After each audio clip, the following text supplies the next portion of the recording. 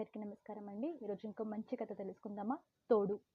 ఉదయం 7 గంటలకే స్నానం చేసి దేవుని గదిలో కాసేపు ప్రశాంతంగా కూర్చొని లేచి హాల్లోకి వచ్చి తన కూతురుతో అమ్మా సుదేష్ణ నేను వెళ్ళిరానా అన్నాడు చిరునవ్వుతో సంగ్రమం. యు ఆర్ లుకింగ్ గుడ్ నాన్న, ఆల్ ద బెస్ట్. నిన్ననే వెనుక వీధిలో ఉన్న మన ఇంటిని క్లీన్ చేయించి మొత్తం సర్ది పెట్టాను. మీరు పనయ్యాక ఆ ఇంటికి వెళ్ళండి. పని మనిషి మధ్యాహ్నానికి భోజనం వండి పెడుతుంది అంది చిరునవ్వుతో. సంగ్రమం ఇంటి నుండి బయలుదేరి వీధి మలుపులో ఉన్న మున్సిపల్ పార్కులోకి ఎంటర్ అయ్యాడు. అక్కడ గ్రీన్ కలర్ సెట్టింగ్ బెంచ్ పై కూర్చున్న వర్ధినిని చూడగానే కళ్ళు ఆనందంతో అడుగులు పెద్దవయ్యాయి. ఆమెకు దగ్గరగా వెళ్లే కొద్దీ సంగ్రమం గుండె సడి సంతోషంతో మరింత వేగం పుంజుకున్నట్టు అనిపించింది. వర్ధిని పక్కనే కూర్చున్న సంగ్రమం కొడుకు కిషోర్ సారీ నాన్న అన్నాడు తల వంచుకొని. సంగ్రమం కిషోర్ భుజాన్ని ఆప్యాయంగా తట్టాడు. థ్యాంక్స్ రా కన్నా అంటూ. కిషోర్ నవ్వుతూ ఇంటిదారి పట్టాడు. దగ్గరగా వచ్చి నించున్న సంగ్రమంను చూడగానే వర్ధిని ఓవైపు సంతోషంతో మరోవైపు బాధతో లేచి నుంచుంది. మాటల గొంతు దాటి రాలేని స్థితి ఇద్దరిది. ఎలా ఉన్నావు వర్ధిని అడిగాడు సంగ్రమం. మిమ్మల్ని వదిలి ఉన్న ఈ కొద్ది రోజులు నరకంగా గడిచాయి అంది ఆర్తిగా తన కళ్ళలోకి చూస్తూ. ఆమె కళ్ళలో సన్నిటి కన్నీటి పొర. అప్పటికే మసకగా మారిన అతని కంటికి మనసుకి ఆమె ప్రేమ తెలుస్తుంది. ఇన్నేళ్లైనా ఆమె చూసే చూపులకి అతని మనసున ఓ అవ్యక్త మధురానుభూతి. నిజమే వర్ధిని తనను ఎంతో మిస్ అయి ఉంటుంది. తను కూడా అంతేగా. వర్ధిని కోసం ఎంతగా వేదన చెందాడు. వర్ధిని చేతిని తన చేతిలోకి తీసుకొని అలా నడుచుకుంటూ అక్కడికి దగ్గరలోనే ఉన్న రెస్టారెంట్లో ఓ కార్నర్ టేబుల్ దగ్గర కూర్చొని టిఫిన్ ఆర్డర్ చేశారు. చూసుకొని తినువరు, మీద ఒలుకుతుంది అంటూ ఆవిడ ముఖాన్ని కర్చీఫ్ తుడిచి ఆవిడ తింటుంటే అపురూపంగా చూస్తున్నాడు సంగ్రమం. నీకిష్టమైన పొంగలి తెప్పించుకుని తినొచ్చుగా. ఈ హోటల్లో జీడిపప్పు పొంగలి బాగుంటుందని మన సుదేష్ణ చెప్పింది అంది వర్ధిని. నిజమే. కిషోర్ హాస్టల్లో వెళ్ళాక అక్కడ వాడికి జాండీస్ అటాక్ అయ్యాయని తెలిసి చాలా బాధపడ్డానని తెలుసుగా. మనకు ఇష్టమైనది ఒక సంవత్సరం పాటు ఆ దేవుడికి వదిలేస్తే మనం కోరిన కోరికలు తీరుతాయని ఎవరో చెప్తే నాకిష్టమైన పొంగలి తినకుండా వదిలేశాను. అప్పుడే దేవుడికి చెప్తున్నాడు సంగ్రమం. అప్పటికే వాళ్ళిద్దరిని గమనిస్తున్న ఒక పక్క టేబుల్ దగ్గర కూర్చొని విశాల్ వారి దగ్గరికి వెళ్ళి వావ్ సూపర్ తాతయ్య గారు, ఈ వయసులో కూడా ఇంత అన్యూన్యంగా ఉన్నారు మీరిద్దరూ అన్నాడు సంగ్రమంతో చేతులు కలుపుతూ. సంగ్రమం కిషోర్ను ఆశ్చర్యంగా చూస్తూ అంటే మీ ఉద్దేశం అర్థం కాలేదు బాబు అన్నాడు. అయ్యో తాతగారు, ఈ వయసులో కూడా మీరు మీ ఆవిడను ఇంత అన్యూన్యంగా చూసుకుంటున్నారంటే మీరిద్దరు వయసులో ఉన్నప్పుడు ఇంకెంత సంతోషంగా ఉంటారో కదా అని నా ఆలోచన. మీ గురించి తెలుసుకోవచ్చా అన్నాడు. ఓ అదా అంటూ ఇద్దరు ఒకరినొకరు చూసుకుని నవ్వుకున్నారు. కూర్చో బాబు, మీకు వినే సమయం ఉండాలే కానీ మా గురించి సంతోషంగా చెప్తాను అంటూ కూర్చి చూపించాడు. నా పేరు సంగ్రమం, ఈవిడ వర్ధిని. నిజానికి మీరు అనుకున్నట్టు మేమిద్దరం మొదటి నుండి భార్యాభర్తలు కాదు. ఈ మధ్యనే భార్యాభర్తలం అయ్యాం. మాది తూర్పుగోదావరి జిల్లా. మా నాన్నగారు మిలిటరీలో పనిచేసేవారు.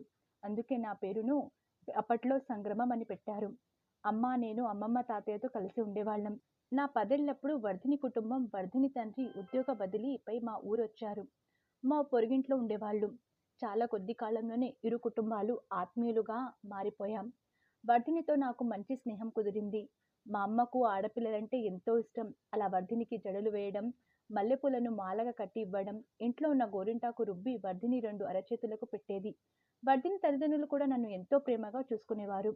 వర్ధిని ఎక్కడికి వెళ్ళినా నన్ను తోడుగా పంపేవారు. వర్ధిని తల్లి ఏం వండినా నాకు ప్రేమగా పంపేవారు. కాలం గడిచింది. వర్ధిని నేను మాకు తెలియకుండానే ఒకరినొకరం ఇష్టపడ్డాం.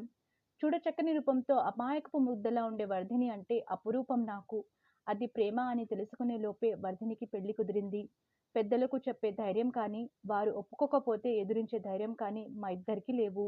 దానితో చూస్తుండగానే వర్ధిని పెళ్లి వెళ్ళిపోయింది. నేను నా పిరికితనంతో వర్ధినిని కోల్పోయినందుకు ఎంతో వేదనకు లోనయ్యాను. ఏదో కోల్పోయిన వాడిలా తయారయ్యాను. ఈలోపు వర్ధిని తల్లిదండ్రులు హైదరాబాద్కు షిఫ్ట్ అయిపోయారు. ఈలోపు అమ్మా నాన్నలు నాకు పెళ్లి చేశారు.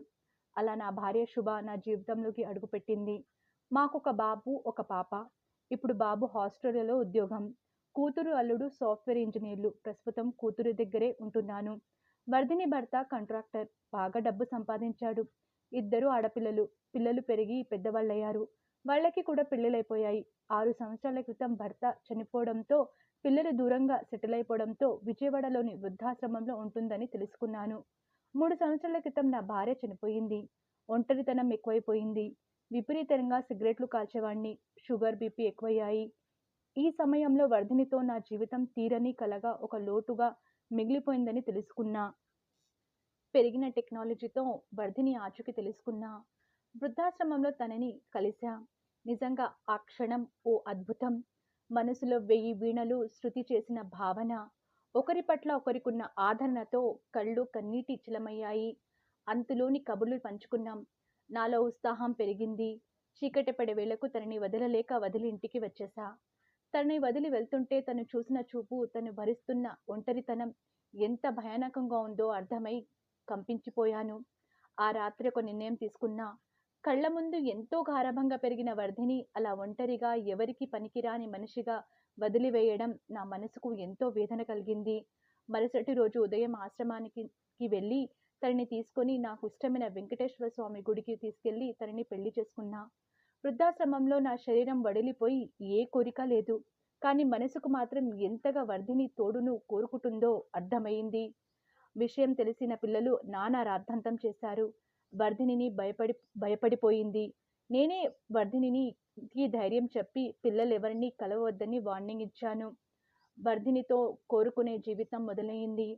సిగరెట్ కాల్చడం మానేశాను. ఉదయం, సాయంత్రం ఇద్దరం వాక్‌కి వెళ్ళేవాళ్ళం. పని మనిషి వచ్చి వండి పెట్టేది. ఇంటి పనులన్నీ పని మనిషి చేసేది. ఆశ్చర్యంగా రోజులు గడిచే కొద్దీ నాకు షుగర్, బీపీ కంట్రోల్ అయ్యాయి. వర్ధినిని తోడుగా నా జీవితంలో సంతోషంగా సాగిపోయింది. అకస్మాత్తుగా ఒకరోజు నా కొడుకు వచ్చి వర్ధినిని నానా మాటలన్నాడు. వేదనతో వర్ధిని తిరిగి ఆశ్రమానికి వెళ్ళిపోయింది. ఆ రోజు నా బాధ వర్ణనాతీతం. గుండెలో నొప్పితో కూలబడిపోయా. ఆస్పత్రికి తరలించారు. మైల్డ్ హార్ట్ అటాక్ అని చెప్పారు. ఇక పిల్లల మనసు కరిగింది. 3 రోజుల క్రితం నన్ను హాస్పిటల్ నుండి డిశ్చార్జ్ చేశారు.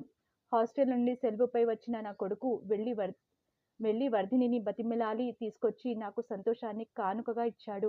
నా కూతురు, అల్లుడు కూడా సంతోషంగా ఒప్పుకున్నారు. వర్ధిని వైపు అయితే ఆమె పిల్లలు ఆమె ఊసే వద్దనుకున్నారు. ఆస్తులు పంచుకున్నారు. ఆమె బాధ్యత వద్దనుకునే ఆశ్రమంలో చేర్చారు. వర్ధిని మంచితనమే ఆమె పాలిట శాపం. వర్ధిని మంచితనం చేతకానితనమైంది. ఆ దేవత అవసరం ఆమె పిల్లలకు లేదు. కానీ ఈ భక్తుడికి ఆమె తోడుదే లోకం. ఇక నుండి మమ్మల్ని ఆ చావే తప్ప ఎవరు వేరు చేయలేరు. ఇది మా కథ. ఇక వెళ్ళొస్తాం బాబు అంటుంటే అక్కడున్న ముగ్గురి హృదయాలు బరువెక్కాయి. సంగ్రమం టిఫిన్ బిల్లు చెల్లించి వర్ధిని చేయి పట్టుకొని అడుగులు అడిగేసుకుంటూ బయలుదేరాడు.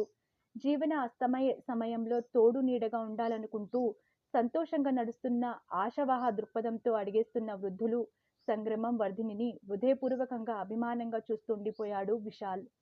జీవన దశలో వృద్ధాపం చివరి దశ. అంతవరకు కుటుంబం అభివృద్ధి కోసం భరించిన కష్టాలు ఒక ఎత్తు. జీవిత చరమాంకంలోకి వస్తే వృద్ధాపంలో ఒంటరితనం భరించలేనిది. ఒంటరి ప్రాణం తోడు కోసం అలమటిస్తుంది. కష్టం సుఖం పంచుకునే తోడు ఉండడం ఒక వరం. ఇంత మంచి కథ అందించిన డబుర ధనలక్ష్మి గారికి ధన్యవాదాలు తెలుపుకుంటూ, మీకు ఈ కథ నచ్చితే లైక్ చేయండి, షేర్ చేయండి. మరిన్ని మంచి కథల కోసం మన ఛానల్ని సబ్స్క్రైబ్ చేసుకోండి. ధన్యవాదములు.